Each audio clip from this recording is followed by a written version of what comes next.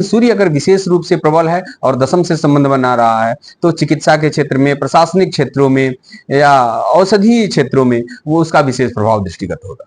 नमस्ते दर्शकों, जन्मू कंजी लाइव से सरोज सिन्हा ज्योतिषाचार के नए एपिसोड में आप सभी का स्वागत है। आज हम एक अत्यंत महत्वपूर्ण विषय पर चर्चा करने जा रहे हैं, हिंदू ज्योतिष और धार्मिक दृष्टिकोण से सूर्य ग्रह के महत्व पर। हमारे साथ हैं प्रसिद्ध ज्योतिषाचार्य प्रोफेसर विनय पांडे जी। इनका वर्षों का अनुभव और गहन ज्ञान हमें सूर्य ग्रह से जुड़े रहस्यों को समझने में मदद करेगा। तो आइए जानते हैं सूर्य ग्रह की भूमिका, उसका हमारे जीवन पर प्रभाव और उससे जुड़ी धार्मिक मान्यताओं के बारे में। हिंदू ज्योतिष में सूर्य ग्रह का क्या महत्व है? हाँ, देखिए, भारतीय ज्योतिष शास्त्र में सूर्य सृष्टि का उत्पादक है। और अगर हम भारतीय ज्योतिष की दृष्टि से बात करें तो इसको ग्रहों में राजा कहा गया है। राजा रवि शशिधरस्य बुधा कुमार, अर्थात सूर्य जो है वो राजा है। वैसे अगर हम सूर्य की सत्ता की बात करें, सूर्य के स्वरूप की बात करें, तो अपनी भारतीय ज्ञान परंपरा में, वैदिक वांग्मय में सूर्य जो है वो आदि देव है। सूर्य प्रकृति के प्रत्यक्ष देवता हैं और हमारे यहाँ जो कुछ भी दिखता है सृष्टि के कारक भी माने जाते हैं। अर्थात जो सृष्टि हमें दिखाई दे रही है, जो ये ब्रह्मांड दिखाई दे रहा है, उस सृष्टि के मूल में भगवान सूर्य ही विराजमान है। सूर्य से ही ये सृष्टि हुई है। इसीलिए हमारे यहाँ बताया गया है कि चंद्रऋक्ष भवा सर्वे विज्ञेया सूर्य संभवा, अर्थात चाहे वो ग्रह हो, उपग्रह हो, तारे हो, नक्षत्र हो, सभी सूर्य से ही उत्पन्न हुए हैं। और सूर्य अपने सहस्र रश्मियों के द्वारा इस सृष्टि को उत्पन्न करता है, सृष्टि का भरण पोषण भी करता है और अंत में सृष्टि का विनाश भी करता है। इसीलिए हमारे यहाँ सूर्य सिद्धांत में और जो सूर्य सिद्धांत के अनुयायी ग्रंथ हैं उनमें भगवान सूर्य को परम ब्रह्म के रूप में प्रतिष्ठापित किया गया है। तो सूर्य जो है वो हमारे यहाँ सृष्टि का आदि तत्व है और वो परम ब्रह्म के रूप में उपासित है। सूर्य को नवग्रहों में किस स्थान पर रखा गया है और क्यों? देखिए, सूर्य को नवग्रहों में राजा के रूप में रखा गया है और प्रथम ग्रह के रूप में माना जाता है। क्यों? क्योंकि जितने भी ग्रह हैं वो सब सूर्य के प्रकाश से ही प्रकाशित होते हैं। क्योंकि और जितने भी गोल हैं, चाहे वो चंद्रमा हो उपग्रह के रूप में, मंगल, बुध, बृहस्पति, शुक्र, शनि या राहु जो पात के रूप में पठित हैं, ये जितने भी ग्रह नक्षत्र आदि पिंड हैं वो सब सूर्य की किरणों से ही प्रकाशित होते हैं। उनमें अपना प्रकाशकत्व नहीं होता है। तो इसलिए सूर्य को राजा कहा गया है। और हमारे यहाँ ग्रंथों में इसको राजा रवि शशिधरस्य बुधा कुमार, जैसा पहले भी हमने बताया कि नवग्रहों में सूर्य जो है वो राजा है, प्रथम ग्रह के रूप में पूजित है। क्योंकि इस सूर्य ग्रह के प्रभाव से ही जितने अन्य ग्रह हैं वे सब प्रभावित होते रहते हैं, प्रकाशित होते रहते हैं और दीप्यमान होते हैं। सूर्य किस राशि का स्वामी होता है? देखिए, हमारे यहाँ जो मेषादि 12 राशियां हैं उसमें सिंह राशि का स्वामी सूर्य होता है और सिंह राशि पे उसका आधिपत्य है। सूर्य की महादशा का प्रभाव जीवन में कैसे पड़ता है? किसी भी ग्रह की दशा का जो प्रभाव होता है वो उसकी स्थिति पर निर्भर करता है। क्योंकि अगर एक शाश्वत कारकत्व ले लें तो सूर्य जो है वो पितृकारक ग्रह है, आत्मा कारक ग्रह है। उसके अतिरिक्त ग्रह जो है, अर्थात सूर्य जो है वो जन्म कुंडली में किस भाव में स्थित है, किस भाव का अधिपति है, उस कारकत्व के अनुसार अपनी दशा में फल देता है। अर्थात किसी की कुंडली में लग्नेश होगा तो संपूर्ण जीवन का प्रतिनिधित्व कर रहा है। अगर द्वितीय से होगा तो द्वितीय भाव से संबंधित जितने भी विषय हैं, धन, कुटुंब, नेत्र इत्यादि को वो प्रभावित करता है, सकारात्मक या नकारात्मक रूप में। अगर अच्छी स्थिति में है तो सकारात्मक रूप में, विपरीत परिस्थिति में है, नीच है, अशुभस्थ है, शत्रु गृहस्थ है तो नकारात्मक रूप में। तो जिस भाव का कारक है वो, जिस भाव से संबंधित है वो, उस भाव के अनुरूप अपने फलों को प्रदान करता है। पंचम भाव से संबंधित है तो संतान और विद्या से संबंधित है, चतुर्थ से संबंधित है तो माता से और भूमि सुखों से संबंधित है, सप्तम से संबंधित है तो वो दाम्पत्य सुख से संबंधित है। तो इसी तरह से सूर्य विभिन्न भावों के आधिपत्यों के अनुसार अपने शुभ या अशुभ फलों को प्रदान करता है। कुंडली में सूर्य की स्थिति जीवन के किन किन पहलुओं को प्रभावित करती है? जैसा हमने पहले भी आपसे चर्चा किया कि जीवन के प्रत्येक पहलुओं को स्थिति बस प्रभावित करती है। सामान्य तौर में अगर हम देख लें तो सूर्य जो है वो आत्मकारक है, आत्मा का कारक है, हृदय रोग कारक है, हृदय का कारक है, समग्र जीवन का कारक है।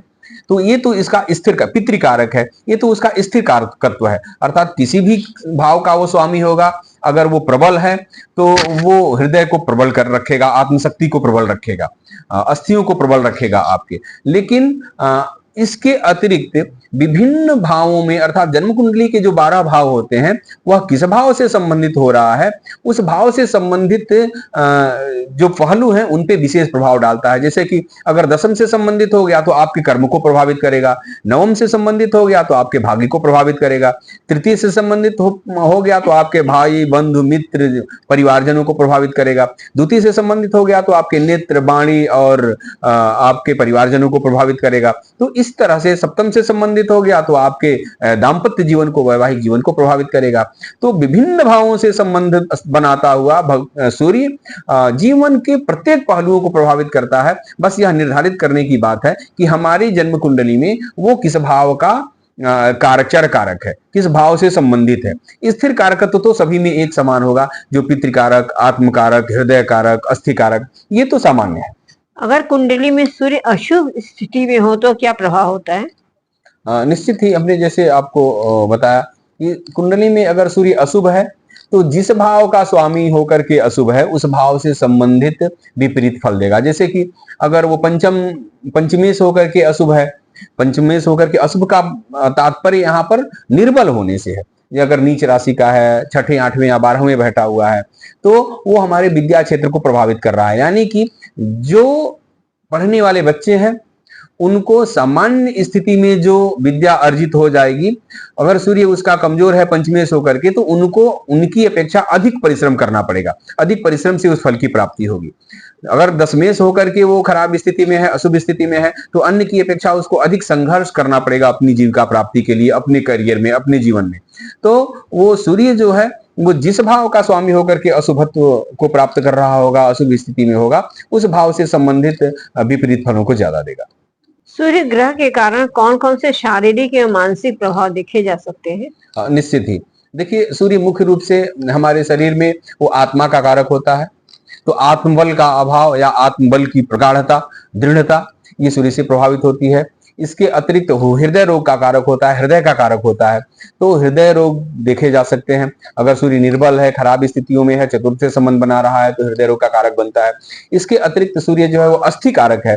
तो सूर्य अगर निर्बल स्थिति में है तो उसकी हड्डियां कमजोर हो सकती हैं, उसको हड्डियों की प्रॉब्लम हो सकती है उसके शरीर में।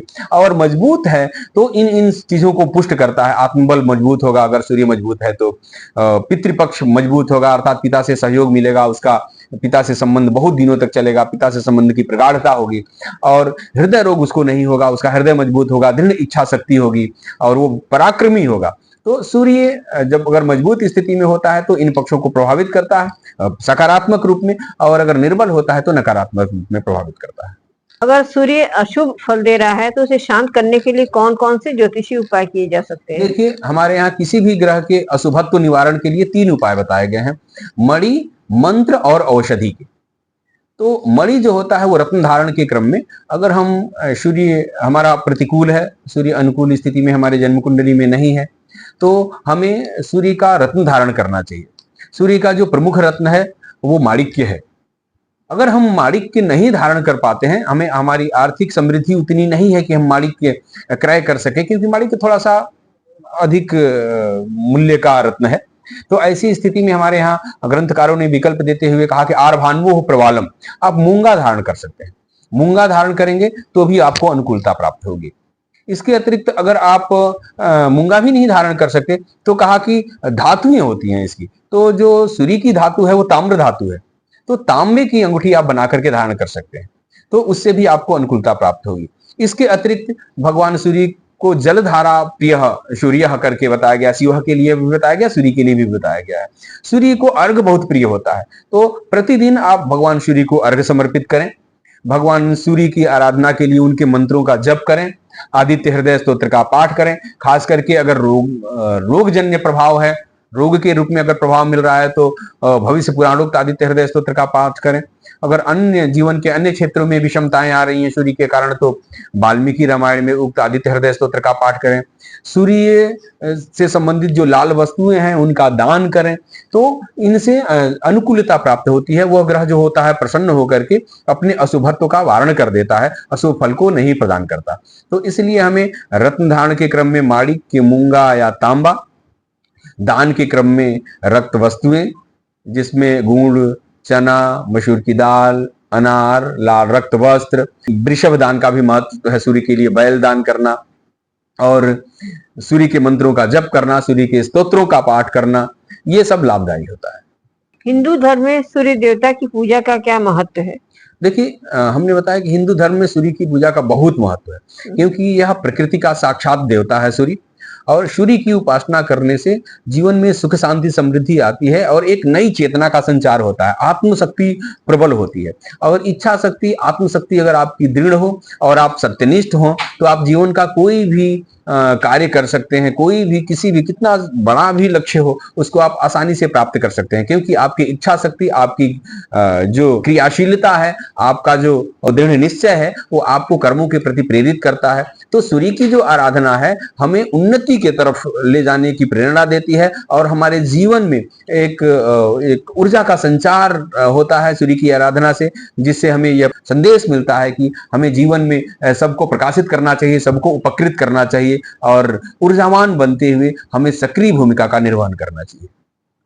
क्या सूर्य ग्रहण का सूर्य पर ज्योतिषी प्रभाव होता है? देखिए, निश्चित ही जब सूर्य ग्रहण होता है तो सूर्य पर एक विशेष परिस्थिति निर्मित होती है। क्योंकि जो ग्रहण की स्थिति है वो सामान्य स्थिति नहीं है। तो सूर्य ग्रहण की स्थिति में जो ज्योतिषीय कारण है उसमें सूर्य के नीचे चंद्रमा का पिंड आ जाता है, सूर्य के नीचे, और चंद्रमा के नीचे हमारी पृथ्वी की कक्षा होती है।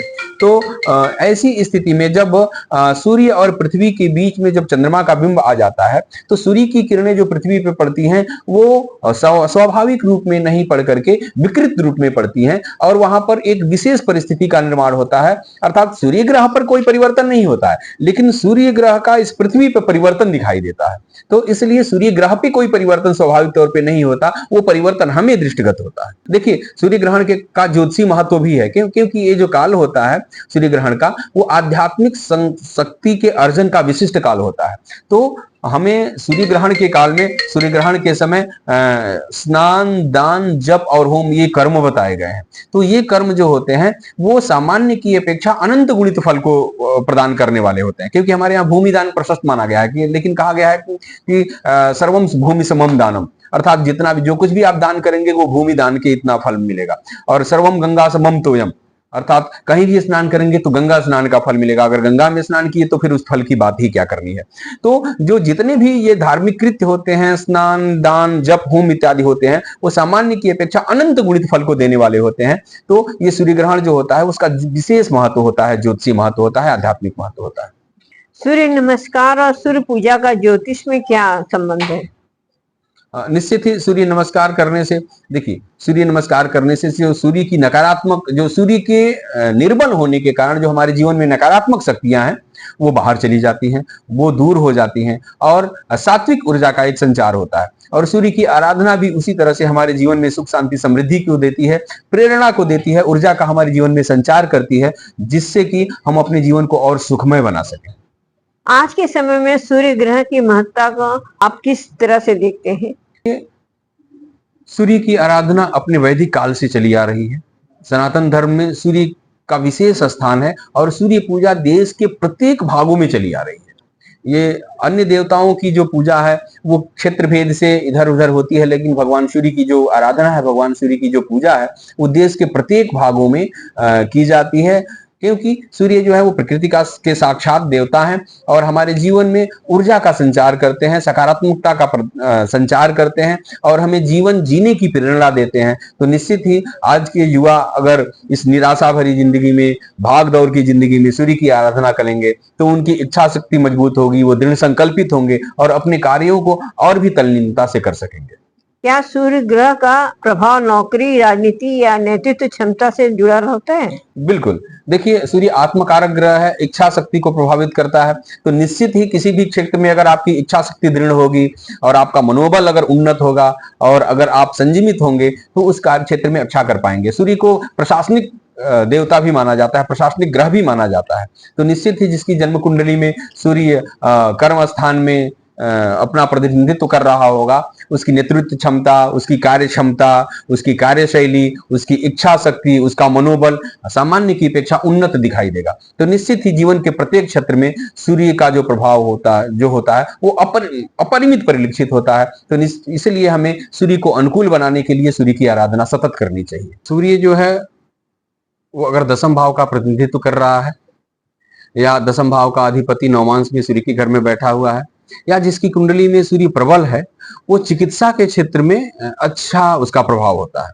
हमारे इसलिए बताया कि अर्कांशे तृणकन कोण भेष जाद्य, अर्थात चिकित्सकों में किसी भी अगर अच्छे चिकित्सक की आप कुंडली लेंगे, उसमें सूर्य का प्रभाव विशेष रूप से दृष्टिगत होता है। इसके साथ ही साथ प्रशासनिक सेवाओं में रहने वाले लोगों में भी सूर्य का प्रतिनिधित्व होता है। सभी ग्रहों का एक सामान्य रूप में अनुपात होता है, सभी ग्रहों का योगदान होता है, लेकिन सूर्य अगर विशेष रूप से प्रबल है और दशम से संबंध बना रहा है, तो चिकित्सा के क्षेत्र में, प्रशासनिक क्षेत्रों में या औषधीय क्षेत्रों में वो उसका विशेष प्रभाव दृष्टिगत होगा।